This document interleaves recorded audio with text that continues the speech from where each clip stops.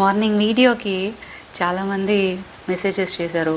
అమ్మలా చెప్పారు అన్నారు, అది ఇది అన్నారు. ఇంకొంతమంది ఎందుకు అంత కోపం వచ్చింది, నార్మల్ ఉంటావు కదా, ఎందుకు అంత కోపం వచ్చిందంటే, సి నాకు ఒక ఫ్యామిలీ కాదు, నా బిడ్డలు, భర్త, అత్తమామ, అమ్మ నాన్న, ఇది ఒకటి కాదు, ఇంకొక సైడ్ ఉంది, ఇంకొక కాయిన్కి ఇంకో సైడ్ ఉంది.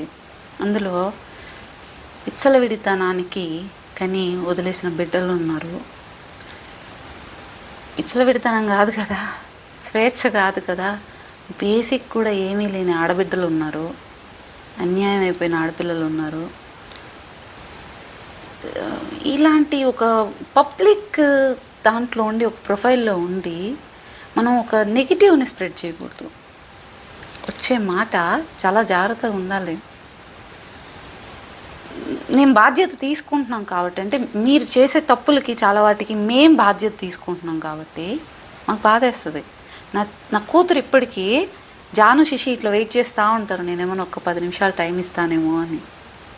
అన్నీ వదులుకొని, ఒక పర్సనల్ స్పేస్ వదులుకొని, మీరు చేసిన తప్పులకి మేము బాధ్యత తీసుకొని సొసైటీలో వర్క్ చేస్తున్నప్పుడు పెయిన్ వస్తుంది. అనుభవించేది మళ్ళీ మాలాంటి వాళ్ళు కదా.